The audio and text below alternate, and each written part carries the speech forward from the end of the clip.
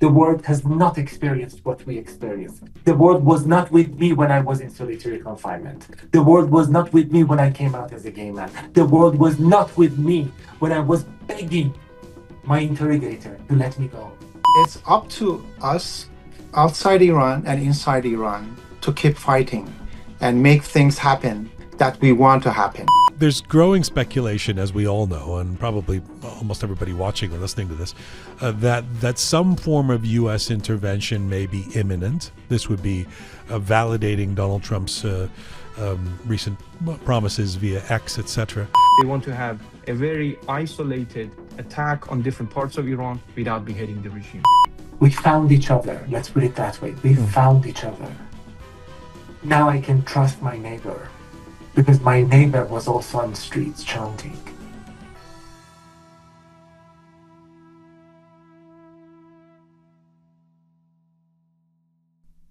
Hi there, this is episode 417 of Roqe. To the Western activists and pundits who are now fervently anti-war with Iran, it's not quite that simple. Iranians are already at war with a terrorist Islamic regime. Now, in recent days, a familiar posture has returned to Western activist discourse as the possibility of U.S. intervention has become news. Urgent warnings about war with Iran, statements reflexively framed as moral clarity. You may have heard the line, "No one wants a war in Iran." It's a tidy soundbite, as if nothing horrendous is already underway, as if this is a hypothetical future problem rather than a daily reality. Peace is actually not a radical idea. Iranians want peace. They've wanted it longer and paid more for it than most people watching from afar. And let's be clear, Iranians do not speak lightly about intervention. They agonize over what it could mean for people on the ground, for families, for cities, for lives already hanging by a thread. This is not a casual demand. It's a grave one. But here's where the conversation breaks down, because when it comes to Iran, this is not a blank slate. This is not a moment before other choices were tried. The desire among Iranians for Western intervention against this despotic theocracy has been years in the making, born not of ideology, but of blood and deep accumulated loss. Iranians have tried everything. They tried patience and reform and hope and elections and dialogue. They tried negotiation repeatedly. They tried believing that gradual change was possible. They tried trusting that the system could be moderated from within. Every single one of those paths was met not with reform, but with more prisons, more executions, more censorship, more bullets. So when Western activists suddenly arrive at this moment, warning about escalation, about urging caution, calling for restraint, a reasonable question has to be asked: restraint from whom? Because the restraint has already been exhausted by the people. And it is hard not to notice that some of the loudest anti-war voices today were strikingly absent, as tens of thousands were murdered over the last 6 weeks, absent as doctors were arrested, as teenagers were executed, as bodies filled morgues, and silence was enforced. So when anti-war language only surfaces at the precise moment the regime faces real pressure, it starts functioning, intentionally or not, as protection for power. And here's the central misunderstanding. Iranians are already at war, not with each other, with the Islamic Republic, a war that does not look like tanks and front lines, but classrooms raided and hospitals surveilled and funerals policed and bodies returned to families with a fee. A war where the state controls weapons, courts, gallows, prisons, and the people are punished for protest, for care, for memory. So when many Iranians say they want intervention, this is not a cry for chaos. It's a conclusion reached after decades of evidence. Intervention does not just mean one thing, by the way. It does not automatically mean bombs or boots on the ground. It means pressure that actually hurts power, isolation that removes legitimacy, disruption that raises the cost of killing civilians. And yes, sometimes the credible threat of force, because history shows that unchecked regimes do not stop out of goodwill. To ignore this context, to flatten this into a generic anti-war slogan, is not peace advocacy. It's a misunderstanding of reality. And in some cases, it becomes something worse, language that unintentionally shields a regime already waging war on its own people. Or maybe that's the point. Look, this may not fit easily into the anti-imperialist handbook at this point, but peace is not the absence of Western involvement at this stage in Iran. Peace is the absence of state violence. And for Iranians, this war began long ago, and it's still raging. It's February 19, 2026. This is Roqe.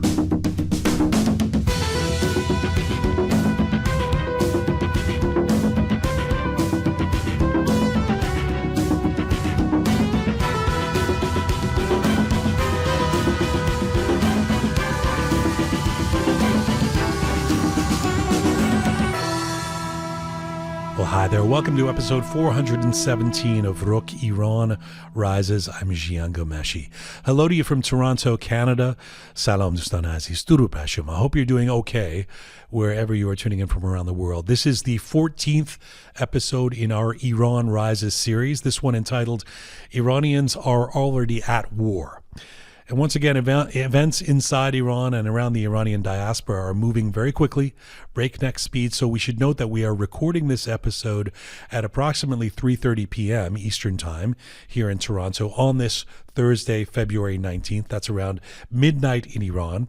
And as always, we're sharing perspectives and conversations as up to date as humanly possible. So coming up on this edition of Roqe, after a week that may prove consequential, from historic Global Day of Action demonstrations across cities and continents to Prince Reza Pahlavi's presence on the world stage at the Munich Security Conference, we want to take stock of what, if anything, has actually shifted. What did this moment change in the global conversation about Iran? What did we learn from the way Iranians inside the country have marked the 40-day memorial rites, quietly, joyously, defiantly, under extraordinary pressure? And what does it mean when the regime responds not just by crushing protesters, but by arresting reformists, tightening schools, and closing the last remaining political seams? How sustainable is this system economically, politically, morally? And why is the West still struggling to understand a reality many Iranians now state plainly, that intervention against the Islamic Republic is not feared, but demanded? So to explore all of this, I'm joined by three voices watching these events unfold from three critical vantage points: Ali Hamedani in London, England; Ardeshir Zarezadeh here in Toronto; and Mahdi Ghodsi in Vienna, Austria. Let's get to our panel. Today's episode of Roqe is brought to you in part by Stellar Law. Stellar Law is a boutique litigation firm based in Toronto, founded and led by Rana Nosrat Panah. The firm represents businesses and professionals in commercial and contractual disputes, particularly where relationships have broken down and the consequences are significant. Stellar Law's practice is grounded in careful analysis and strategic decision-making. Much of the work involves contract disputes, shareholder conflicts, and complex business disagreements that require both legal precision and practical judgment. Rana and her team are known for approaching these matters with clarity and focus and a deep understanding of what is at stake for their clients. For those navigating serious disputes with real commercial impact, check out Stellar Law at stellarlaw.ca. Thanks again to Rana Nosrat and the team at Stellar Law. And if you are Iranian, do note that Stellar Law operates in both English and Persian, if you prefer to deal in Persian. This episode of Roqe is brought to you with the support of Avoca Chocolates. We have been talking about Avoca Chocolates because we are so grateful that this small, non-Iranian company in Toronto has stepped up to support Iranians in this time. And they have made free Iran chocolates, with all the profits going to aid the Toronto demonstrations for a free Iran. Avoca has been making handmade artisanal chocolate in Toronto for over 30 years. Family owned and operated, they have dedicated themselves to the art of delicious treats, including truffles, ice cream, and gelato. Made without compromise, Avoca has focused on high quality ingredients with fair trade chocolate, all made freshly in one of their two locations in East Toronto. So the free Iran bars are now available. They are top quality Belgian chocolate. I can tell you that they are delicious. They are each handmade and painted, and the profits are being given to the Iranian community. You can find those chocolate bars and find out more about them at at avocachocolates.com. avocachocolates.com. You can order them there. They can be sent to you. The proceeds go to the Iranian community. Thank you again for your support of Roqe and the Iranian people. Avoca. All right, let's get to our panel for this edition of Roqe. He is a lawyer, an activist who was on Parliament Hill here in Canada this past week, meeting with politicians and lobbying for the Free Iran cause. Ardeshir Zarezadeh is a former student leader in Iran and a former political prisoner in Iran who spent 2 years in solitary confinement for his fight for freedom and human rights. He's the director of the International Center for Human Rights in Iran. He joins us from Toronto. Ali Hamedani is an Iranian-British journalist, broadcaster, and activist. His roles as a presenter, reporter, producer, and mentor have extended across various BBC platforms as well as Manoto Television. He's also the co-founder of the UK's only Persian language radio. Beyond journalism, Ali is deeply committed to nurturing the next generation of media professionals, training and mentoring hundreds of aspiring journalists, especially in Iran and Afghanistan. Ali Hamedani joins us from London, England, and Mahdi Ghodsi is an economist at the Vienna Institute for International Economic Studies and an adjunct professor of economics at the Vienna University of Economics and Business. He's joining us from Vienna, Austria. Hello to you all. Hi, thanks for Hello, everyone. Thanks so much for doing this, you guys. I know you're all busy, and these are dire and difficult times, but this is hopefully will be an enriching conversation. I wanted to start with the activities of the past week because it was something of an epic week, if you will, over the last 7 days. There was the Munich Security Conference at which Prince Reza Pahlavi spoke. There was also this massive global day of action that included, of course, these historic and huge rallies in Los Angeles, here in Toronto, and in Munich near you, Mahdi. I guess my first question is, what impact do you believe the last week had, or has had, if any, on the global dialogue about the situation in Iran? Let's start with you, Mahdi. Yeah, I think in order to understand what happened last week, we need to understand what happened since a year ago. So we had a Munich conference a year ago, and it was the case that Prince Pahlavi did not attend or could not attend that security conference last year. But this year it was different. So the way that I observe it, Prince Pahlavi as one of the major leaders of the opposition who has been trying so hard to find a way to mobilize masses within Iran and also mobilize and organize masses out of Iran, he managed to raise his voice in the Munich conference this year. And it was coinciding with the event that he was organizing, and he was calling people from different parts of the world in different countries in Europe to go to Munich, in different cities in United States and also Canada, to gather together in 2 different cities.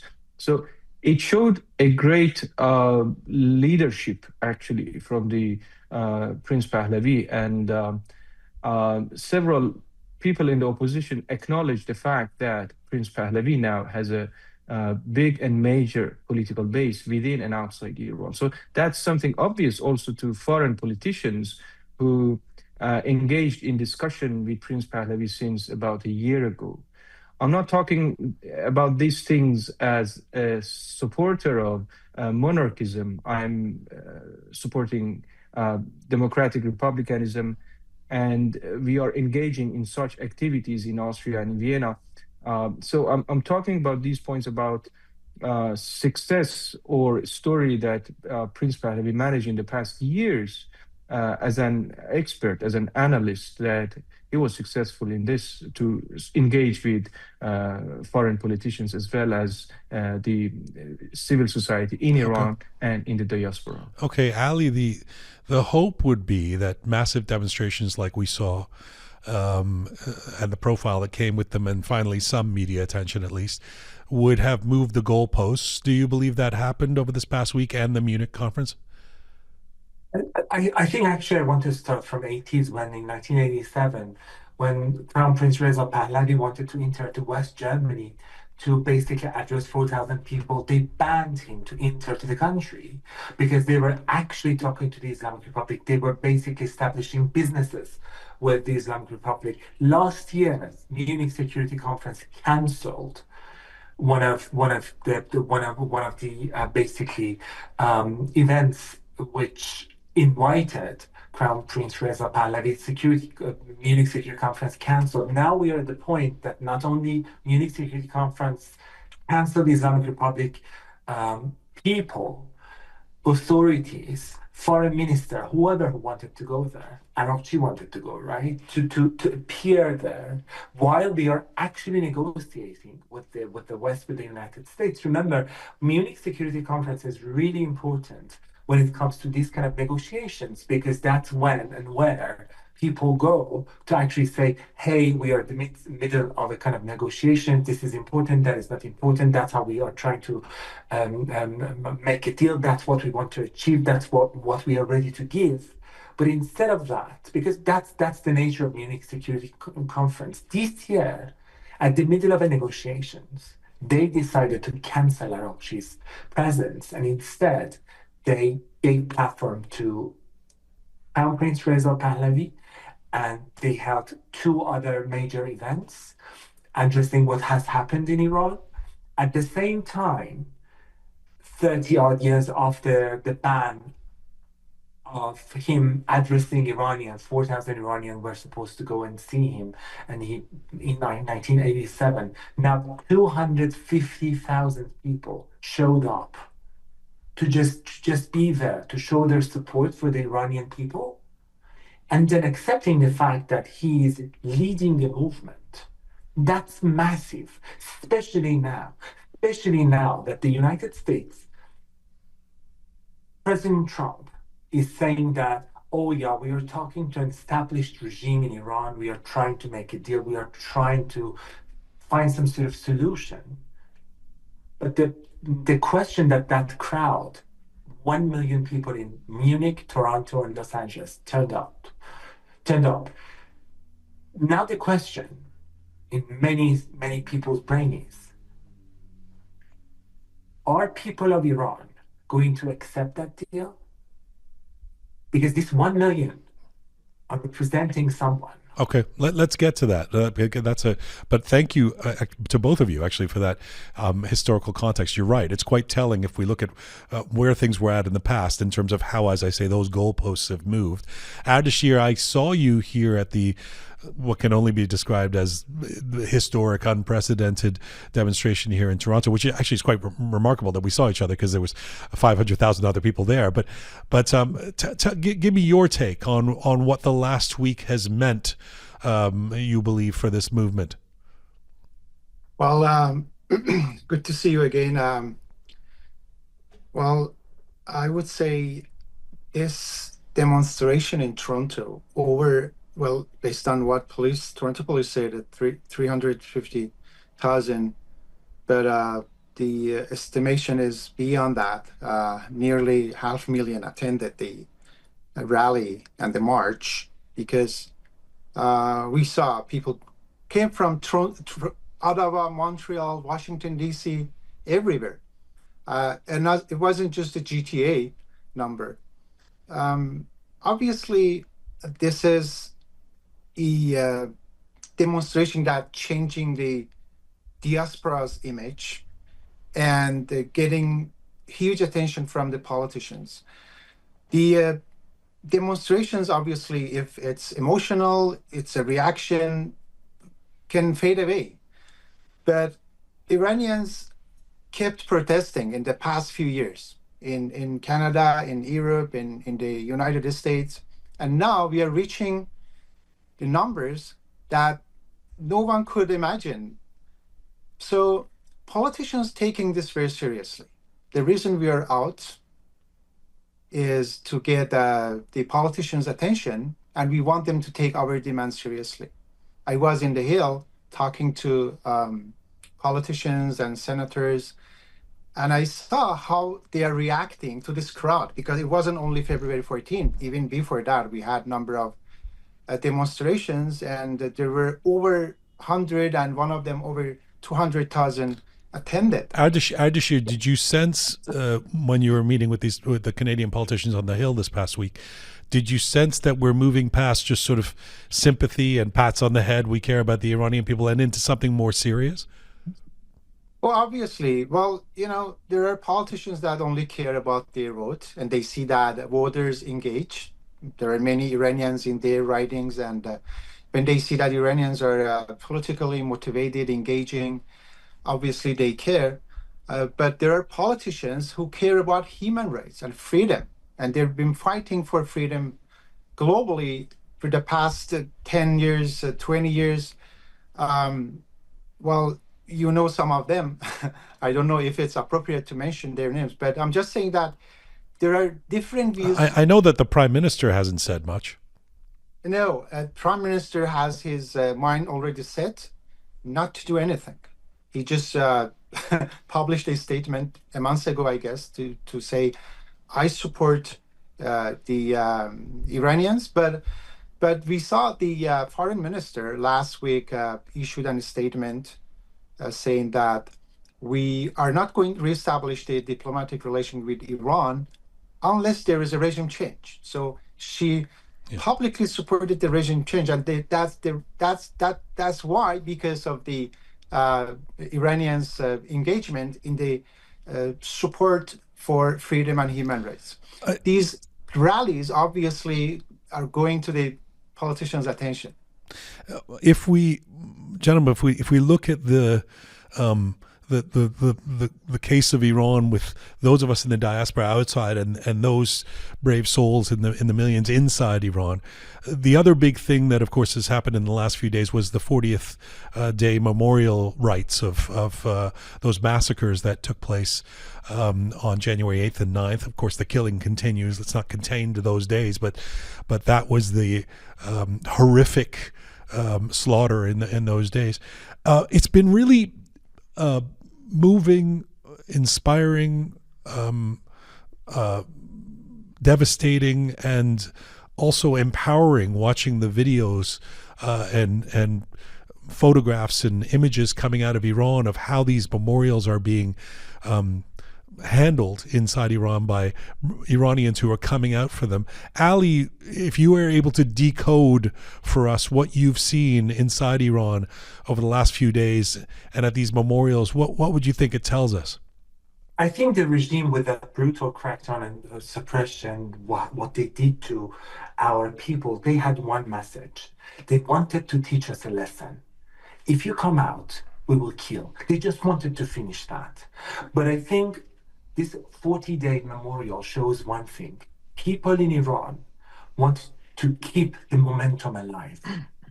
They basically trying to reframe a cultural ritual into a form of collective expression. They it's really important. It's an identity for them. They want to show they have not moved on. Things are not back to normal. They are not afraid. And I think with the slogans we had, if you kill one of us, 1,000 people are going to show up. And I think the message is very clear. The momentum is alive. People do not want to move on because there's nothing to move on from. I mean, if you were in Iran, when you talk to people, I'm sure many people, at least Iranians who follow social media, have seen the footage of the guy, the busker, who was singing a song on a train. And the guy was just singing something for Iran, filming. And you could see other people, the emotions in other passengers' faces. They were mourning. They were ready to cry. They were not sure if they can share that. And all of a sudden, you saw them actually showing that expression, the sorrow. This regime, one doesn't like that emotions because that shows that people haven't moved on. And I think these 40-day memorials are showing us one thing. Life cannot go back to how it was prior to the January protests. Okay. It can't. It simply can't. Mahdi, do you concur? Was that your view as well? Of course. What on top of that I can say is that we observe a societal revolution from one phase to another. So it's beyond a turning point. It's like the society understands that there is no divinity.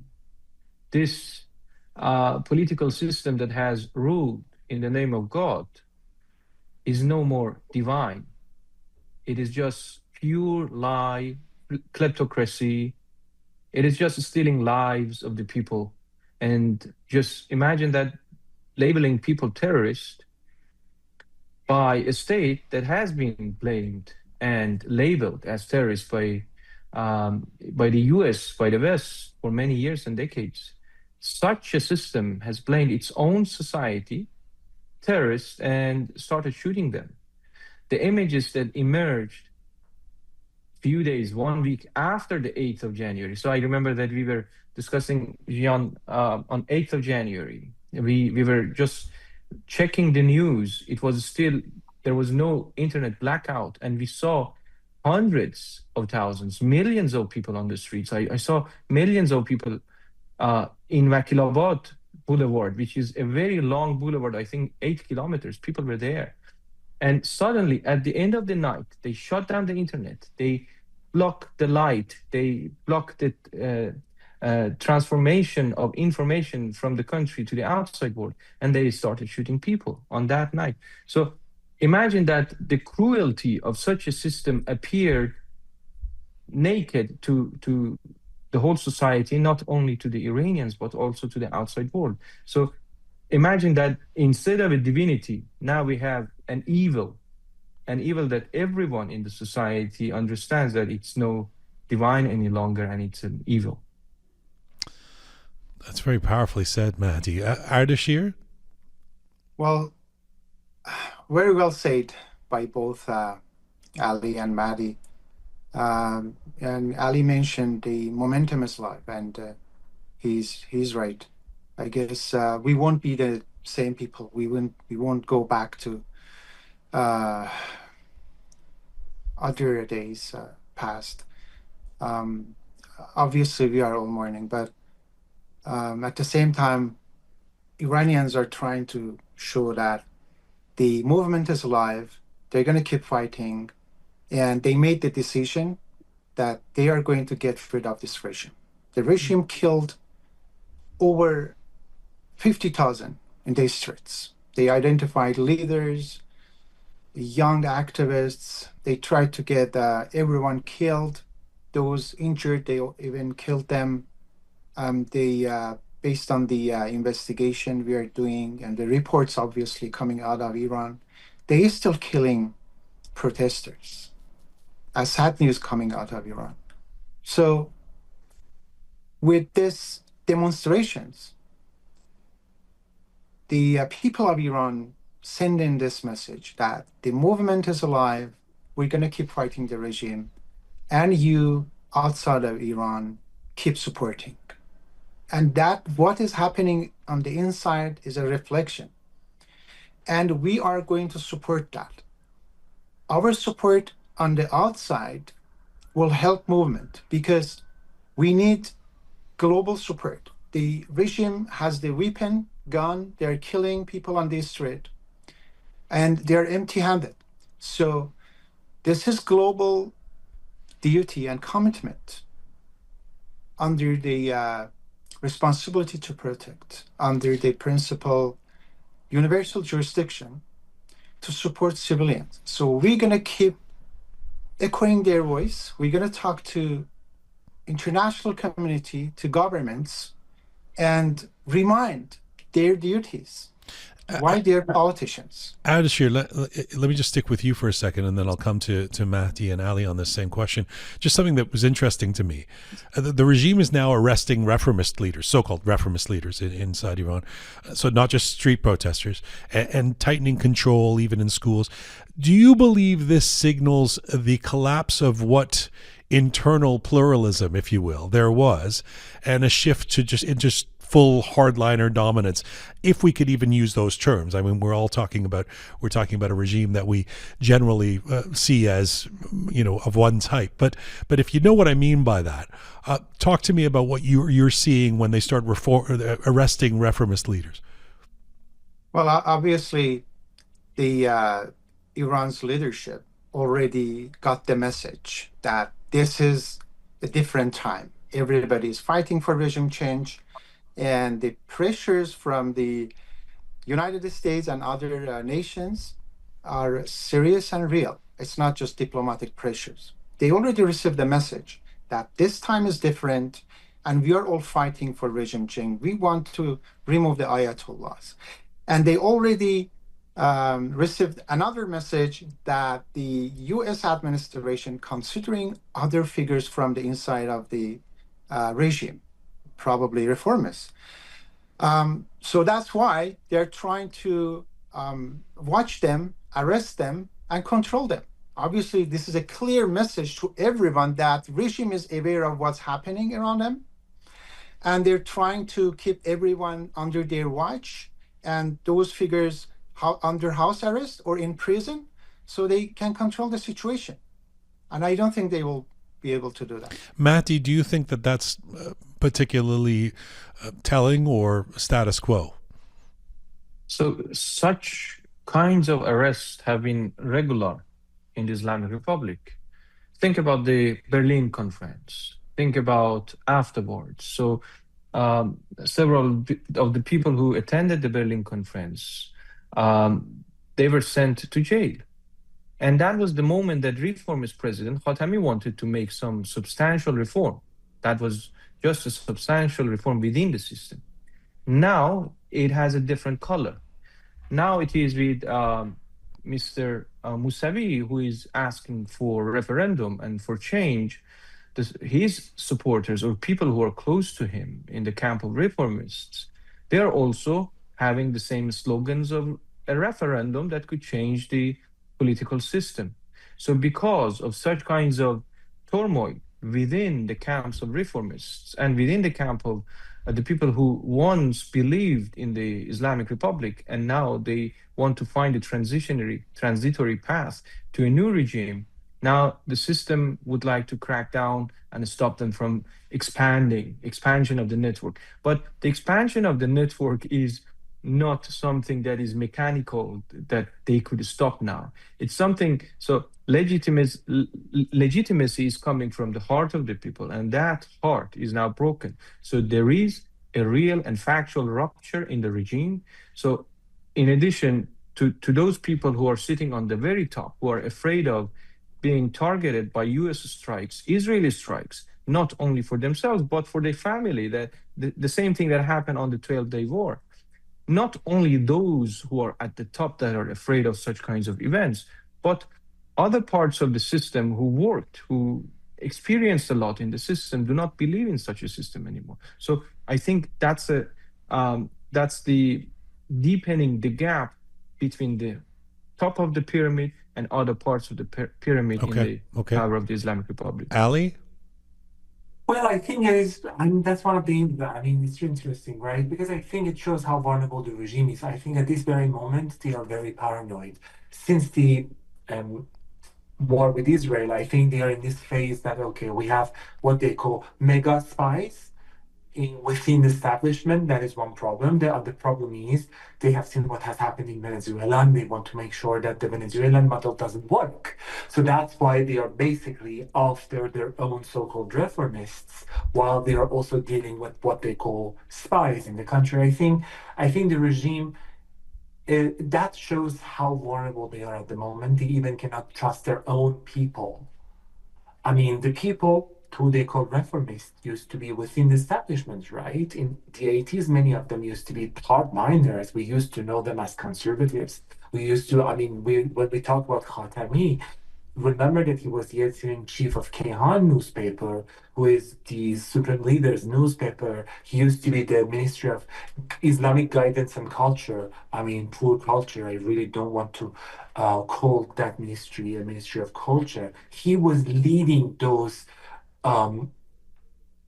all of those rhetorics for a while, and now he is also seen as an enemy to the regime. So I think it shows the vulnerability of the regime, and it really shows that even the supreme leader, people who are around him, the entourage, basically they think, okay, so who are the alternatives? Let's go after them.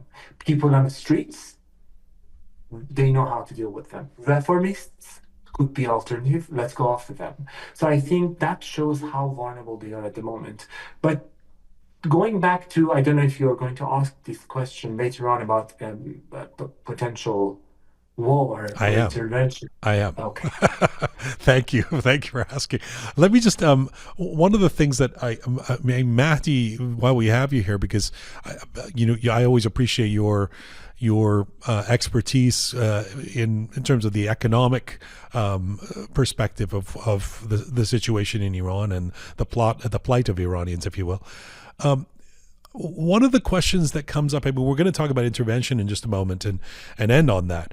But even if that were to not happen, one of the realities on the ground at this point is whether this regime that everybody agrees is weakened would be able to sustain itself, given that it already wasn't doing so well at the beginning of January. And now, of course, 7 weeks into this, it has to fund and oversee a military occupation of the people of Iran. How realistic is it, Mahdi, for the regime to maintain power at this point for any sustained period of time, economically, if not politically? So in terms of economics, the political system has been failing, but it has been successful in the resisting economy that they managed to survive because of this resisting economy. It was not a resilient economy, but it has been a resisting economy that managed to sustain the budget of the government and expansion of the budget of the pillars of intelligence, military, and also Islamist propaganda machines. So they are trying to expand that budget all the time, every year, year after year, especially after the Israeli strikes that eradicated and lots of Iranian infrastructure was destroyed. Lots of military infrastructure was destroyed, actually. So they're again spending to capitalize on that budget to increase their military infrastructure. So that is not sustainable, because when they do that, they are simply printing money. So they are creating larger debt. They are sustaining the economy in a way that real interest rate is negative. So imagine that a real interest rate in Iran is minus 20%, meaning that if you put your money in the bank, you get 20% in return, but at the end of the year, the inflation is 50%, now it is 60%, so you lost some values on your money. So nobody wants to save. Everyone would like to bring foreign capital or change their money into foreign currencies. In such a situation, the turnover of the budget is nothing, because they cannot even export oil anymore. So United States Navy is now patrolling and confiscating all of the transportation of oil from Iran to other countries, as we observed in the past weeks. So Iranian budget cannot sustain itself. So they are going to inject their money in the economy by printing more money. It creates more inflation. Imagine that in Venezuela, inflation erupted to 1,000,000% at a certain point in time. So if that happens, of course, people will lose a lot. Society will be in a much worse condition. The government and the budget can still sustain itself. They can print more money and more money. But the society will understand that this is a kleptocracy that is trying simply to extract their money and boost their budget and boost their ideological objectives. Okay. Thank you. Let's talk about intervention. Let me start with you, Ali, because I've unceremoniously cut you off twice now in terms of wanting to talk about it. There's growing speculation, as we all know, and probably almost everybody watching or listening to this, that some form of U.S. intervention may be imminent. This would be validating Donald Trump's recent promises via X, etc. Ali, do you believe it's realistic that that's going to happen? And if so, what kind of intervention are we actually talking about? First of all, well, this is a very difficult question, right? And I always say, who am I to actually decide for Iranian people? Because if today I say, let's an intervention is excellent, what if one civilian get killed? And if I say no, an intervention is not great, then the regime is going to kill more people on streets. So I'm in no position to answer that question, but I have to say something here. I am disgusted with the fact that even the world, the so-called most powerful leader of the world, decided to open dialogue with this regime. How could you say support is on its way and then say, okay, let's talk nuclear, let's talk missiles, let's talk proxy groups? What happened to us? What happened to all of those people who got killed? So you see, it is out of our control. And I think the US government showed one thing, that at this very moment in time, I, as an Iranian journalist, I'm not going to trust whatever support they are going to give us. Well, his advocates would say that that's part of his 4D chess or whatever. That's some kind of ploy or plot. At this very moment in time, people are tired of games. People's lives. It's not a chess. It's not chess. It's not chess game. I start from the beginning if you want to cut. No, it's good. You're good. People's lives. It's not a game. We are tired of these political games. We want clarity. We are tired of confusion. We are tired of waiting for years and years and years and years and years for someone to hear us. And I think all of those people who decided to show up on streets and chant were clear with their message. They wanted to finish the job themselves. If somebody wants to help us, come and help us. Do not play us. At this very moment in time, I feel that we are being played. Ali, when you say you don't want to speak for the Iranian people, I mean, I have seen this from some, I don't know how to put it, left-wing activists, I suppose would be the easy, the crudest way to put it, and some of whom are not Iranian.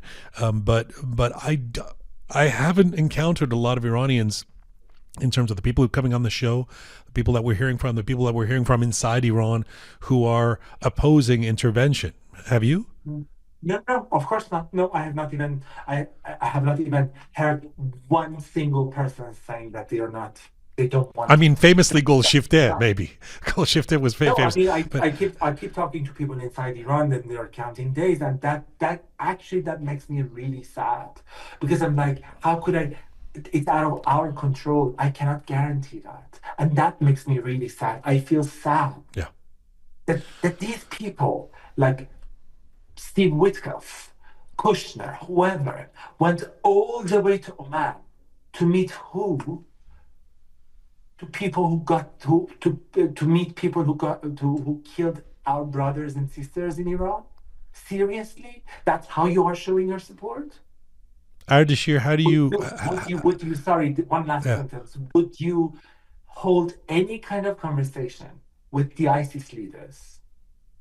Would you? Do you know how many people got killed under ISIS? 2014 to 2017, 100,000 people got killed. Over 2 nights, we have lost thousands. Yeah. We even don't know how many. Yeah. Ardeshir, I'm just wondering how you're reacting to what you're hearing from Ali. 100% agree, and I don't know what else left to me to say. He's 100% right, and we all feel the same way. Look, I was an activist in Iran during Muhammad Khatami's time.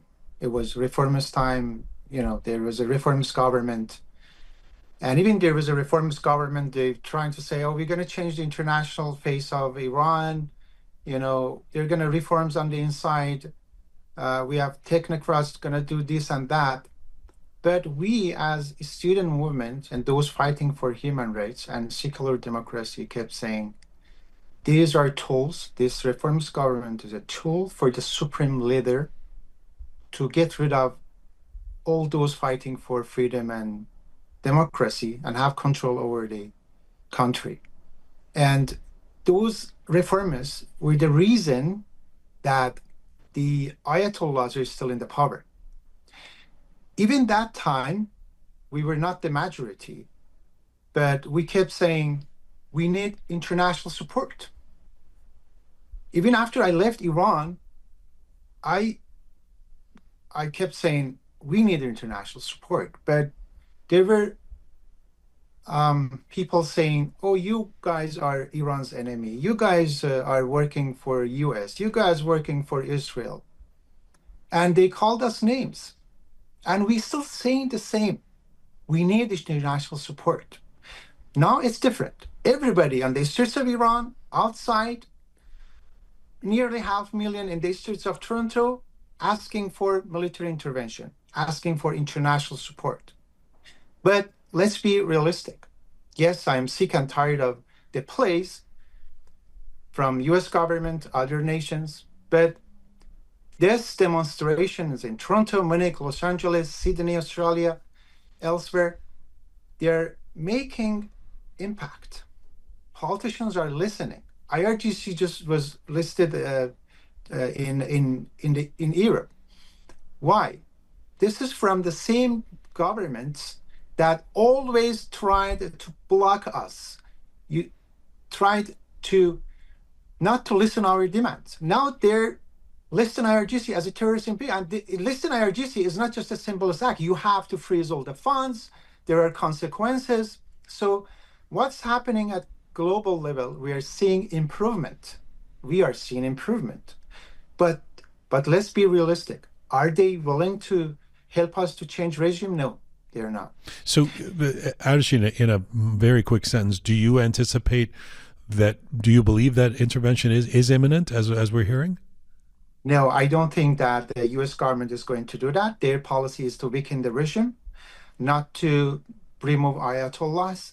And the US government is trying to use the pressure as a tool and military intervention policy as a tool to cut a deal, I guess, unless the regime wants to play with the West and they do something in reaction. But I don't think the military intervention is imminent. Okay, well, let me end off on something that it was not necessarily a positive note in terms of picking up on what you've just said.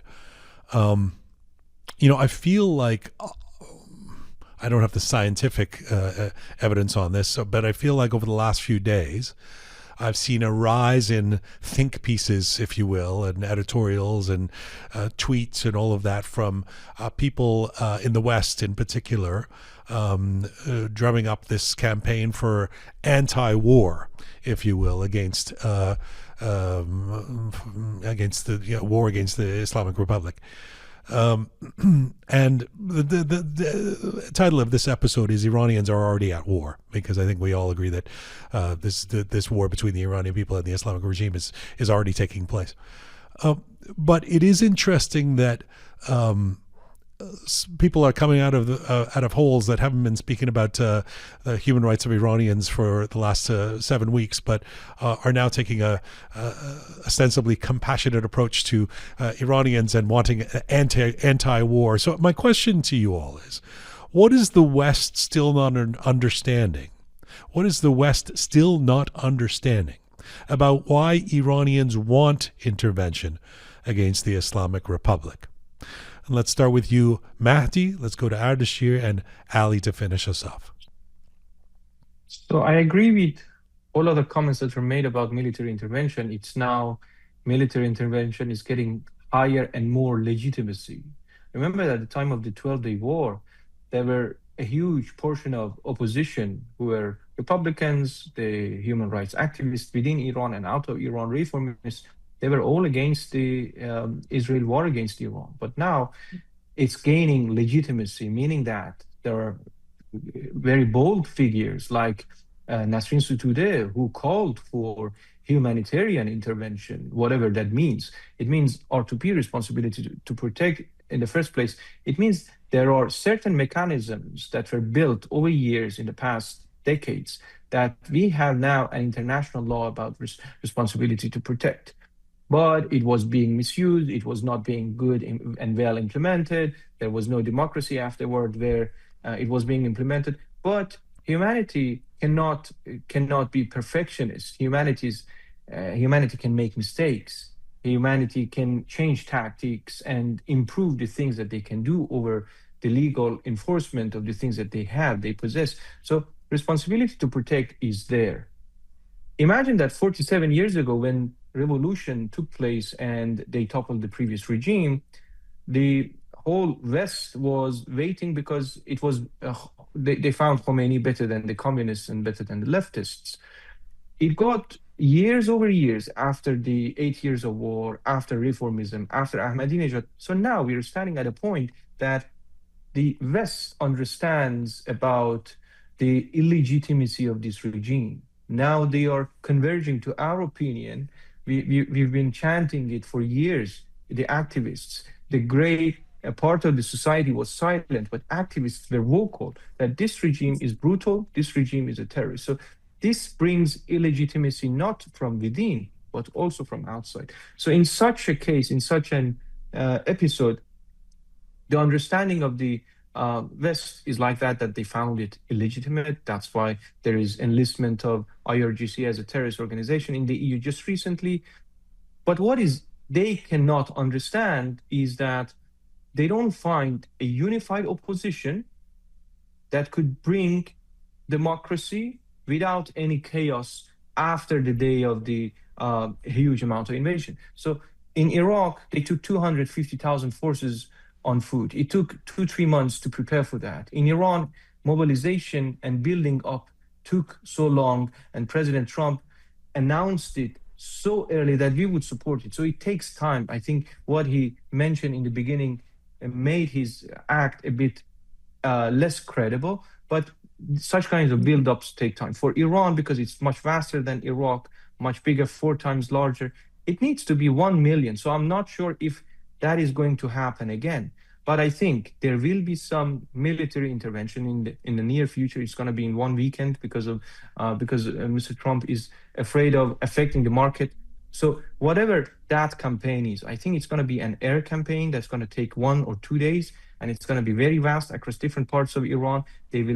They most probably dismantle many of the anti-missile systems or missile systems within Iran, but I'm not sure if they're going to behead the regime. So the negotiations that took place in the past 2 weeks was, I think, based around these things, that whatever they want to do, they want to have a very isolated attack on different parts of Iran without beheading the regime. So I think that's going to happen, and I give lots of probability to that. Okay. Ardeshir, what is the West still not understanding about why Iranians want intervention against the Islamic Republic? Well, I guess the West understand the message coming out of Iran. The message is clear. If you gave promise, if you made a word, just stick to that. You are the reason that we are asking for your support. You already made promise. The West already knows what Iranian people want, but the thing is, they don't want to do that. They don't want to listen to Iranians. It's very obvious. If you look at what the U.S. administrations are saying, we follow closely their talks and views. We will understand their policy. The State Department Secretary, Mr. Rubio, appeared in the Senate. They asked him what would happen if somebody kills Supreme Leader Ali Khamenei, and he said, "We don't know." That's $1 million question, So that's not their ultimate goal, to get rid of the regime and Ayatollahs. They want to weaken the regime. They don't want to listen to what people say. They are using the people. They are using opposition for themselves, for their policy, to make a deal. That's their ultimate goal. So to Ardeshir, what are we supposed to take from Lindsey Graham jumping up and down on stage in Munich and saying help is on its way still? Well, that's a question for me. I guess Lindsey Graham has no power in the U.S. administration. He's just a friend of Mr. Trump. He's a friend of the president and other politicians. He's not the person making decision. He can be a messenger. He can just come to our events and be a messenger. He has no power. I don't think he's a major player in the administration. So what I'm saying, it's up to us outside Iran and inside Iran to keep fighting and make things happen that we want to happen. The US government, Israeli government, and no other government will help us to change the regime. Their perspective is different. They are committed to serve to their voters, to their nation, not to Iran. If they are talking about the human rights and freedom in Iran, they are using it as a tool to pressure Islamic Republic and make a deal. And if President Trump make a deal with the Iranian authorities on nuclear, on missiles, and the proxies, that's a victory. That's his legacy. And it's going to protect Israel. That's all they want. Even if they open the proxy keep it open for the coming years, they are okay with that, as long as they can reach a deal on nuclear, even not the nuclear, because they can shut it down on the missiles.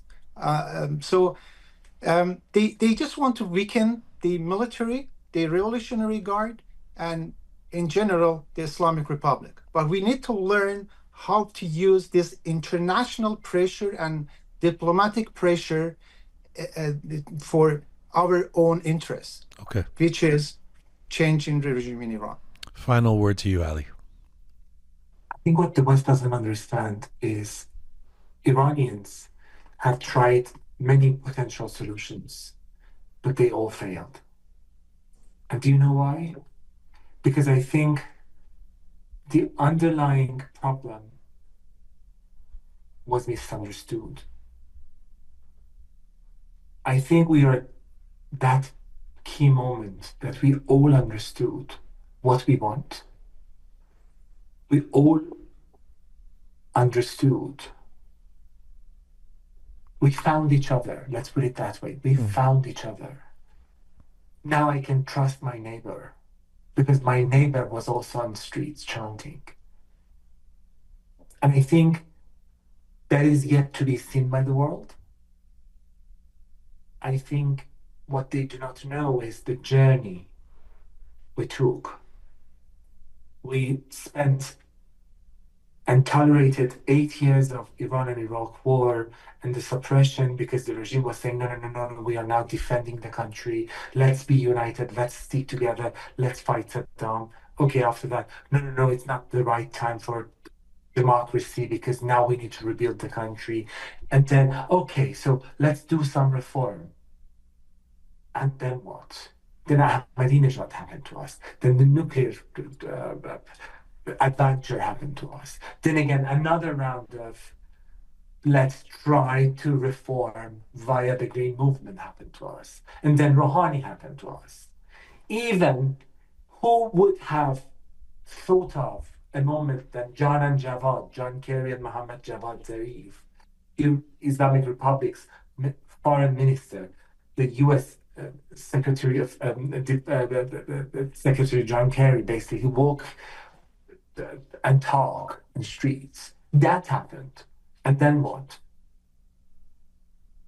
Women by freedom, massacre, another war, and then now. So I think this is the journey the world is missing. We went through it. We lived it. And I think what people in Iran, all of these Gen Zs with their baggy jeans and baggy shirts were saying is so clear. They want to have a normal life. They got bullied for normal life. They just want to live like any other teenagers around the world. That's the only thing they want. They are tired of this regime. This regime doesn't represent them. Do you remember those young kids hitting in the street? We are not going to leave. Shoot us. Yeah. Just remember their faces. This is what is missing. The world is missing. The world has not seen that. The world has not experienced what we experienced. The world was not with me when I was in solitary confinement. The world was not with me when I came out as a gay man. The world was not with me when I was begging my interrogator to let me go. We were so lonely. We are not lonely anymore because we have each other, but we do not have the world. That's what I'm saying. That is the difference. The world has not seen that yet, but they will. They will see that. Let me add one thing here, if I may. We need we can all sit and grieve and be sad, but we need to do something. We need to get together, make a coalition. Opposition groups have to get together, sit and talk to each other, and come up with a policy.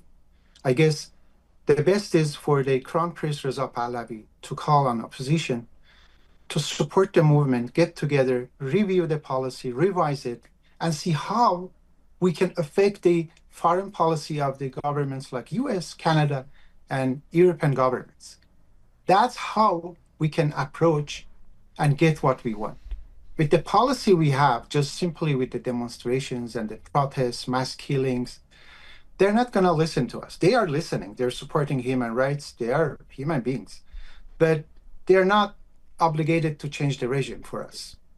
So we need to get together, sit and talk, and come up with the policy. Okay. Well, that's a whole other episode. Your last intervention there. That's something that we have to talk more about. May I add also something? Sure, Mahdi John, please. So Iran is right now at a critical juncture, and this critical juncture has been happening in different parts of the world, also in Iran. And there are historians, they are political scientists who have framed such kinds of critical junctures. At such critical junctures, if we want to have, if we want to get rid of authoritarianism, and if we want to get converged to democracy, what we need is institutions. So we need institutions, and such institutions are built by uniting the people on some common denominators that is very vast, that could institutionalize the civil society around, let's say now we need a unified leadership. I believe that that leadership should not be around one person, but around several figures that could forge checks and balances already before the transition, so that when we pass through this critical juncture, which could have foreign military intervention, as we experienced in the last June, which could have more killings from within, which needs mobilization of masses from within and outside. So such an institution with checks and balances, with not only one singular leader, with several leaders that could force each other to go through democracy and a transitory path, that we will not see another despot. So I recommend people to come together, as Ardeshir also mentioned, as Ali also mentioned. We have a very nice history of being together. What we need to practice is a democratic institution that could pass us through this critical juncture. Okay. Well, that's thank you for that. There's a lot to be said about that, and there's lots of nuances in terms of what you're saying that people would want to speak to. We should probably do another episode about that.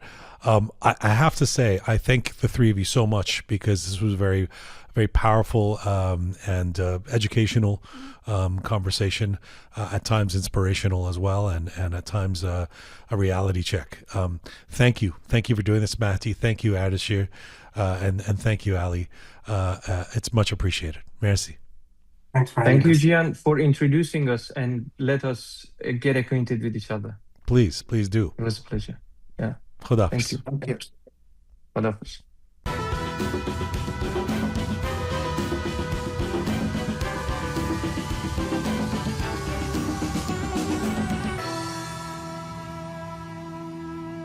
These conversations can be inspiring, but they're also very difficult. There's so much pain and so much anger, as you could hear there. Thank you to Ali, to Ardeshir, to Mahdi for opening up the way they did there and sharing both their expertise and their passion. If you have any comments on this episode, on the content, on what we've been talking about, by all means email us, info@roqemedia.com, info@roqemedia.com. This is Full Time for Roqe for today. Thank you. Thank you to the amazing core team who put this show together twice a week right now during the Iran Rises series. Sabi Roham Maher, Tina Farahi, and Super Parisa Sanjarani. Special thanks as well to our extended Roqe family, Smart Pega, Charming Kimia, Talented Anahita, Methodical Kave, and The Rising Keon. Thank you to all of you out there for supporting us and sharing our content. Remember, you can subscribe on any or all of our platforms, including YouTube and Telegram and Apple and Spotify and CastBox and Instagram for free. Find us at Roqe Media. You can find us on Instagram at Roqe Media. Our hub of all things Roqe is roqemedia.com. You can find me on Instagram at Jian Ghomeshi. And as ever, in the immortal words of my late Uncle Behrang, Mizun Bashi.